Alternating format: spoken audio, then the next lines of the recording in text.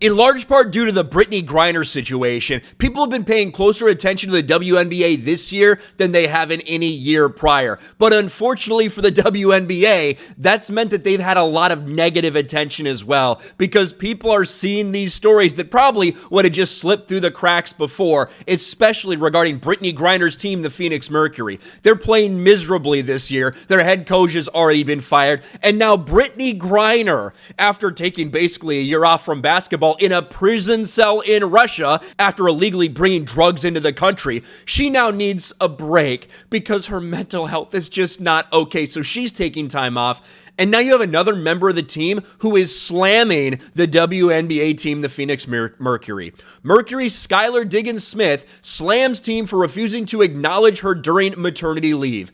This is the same WNBA that's all about female empowerment and blah, blah, blah, but somehow it seems like they're not big fans of women becoming mothers, because this isn't even the first time we've heard about something like this happening this year. We heard the WNBA coach Becky Hammons actually got in some trouble for saying something when they found out that one of their players was pregnant. They don't want you to get pregnant in the WNBA because it means you're not going to be useful to them for a while. And now it looks like Skylar Diggins-Smith is taking shots at the team for the way that she's been treated. The six-time WNBA All-Star claims the Mercury have restricted her access to the practice facility and other resources. Skylar Diggins-Smith is currently on maternity leave and hasn't played this season. Even though the six-time WNBA All-Star has been on the Phoenix Mercury roster since 2020, she doesn't feel like she's being treated as a true team member this year.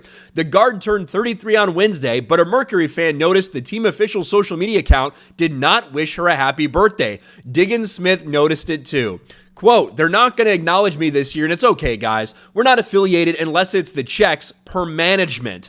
I can't even use the practice facility or any resources, but I still love the X Factor." This didn't go unnoticed, and it led to more questions being asked. When a WNBA writer expressed his shock, Diggins gave more details. "It was all good when I was leaving for personal time, but when I'm leaving because I was having complications and scared of risking my child while leading the league in minutes, pregnant, they wanted to trade me." Like, this is the conversations we're now having in the WNBA, this league that has shown itself to be so progressive and pushing for all the female empowerment in the world, yet they're treating the women who are in relationships with men, oh my God, I know, imagine that, and actually reproducing and having children, the mothers out there, they're treating them like shit. She's not allowed to get any access to anything, no benefits from actually being a part of the team because she's on maternity leave, so she's got to get back in shape all by herself. She can't go to work out. She can't go to do anything.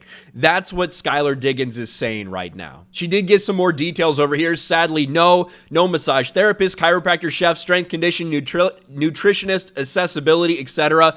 that every other player has access to. However, I'm still down 48 pounds on my own, and I'm feeling great. She is still listed on the official roster as well, which is why some of this stuff is so weird. And as I stated, this is not the first time that this stuff has happened. The second maternity controversy in the WNBA in recent months, as defending champion Aces coach Becky Hammon was suspended for violating league and team respect in the workplace policies for comments allegedly made to Dearica Hamby while the latter was pregnant. Hamby had accused the franchise of calling her a question mark and saying she didn't hold up her end of the bargain. I can sympathize a little bit when it comes to this idea. As someone who's in the military for over a decade, it was frustrating when you had female coworkers who got pregnant and suddenly couldn't do anything. They were pulled from the watch bill. They couldn't stand watch with you. They couldn't be in your division because of certain restrictions.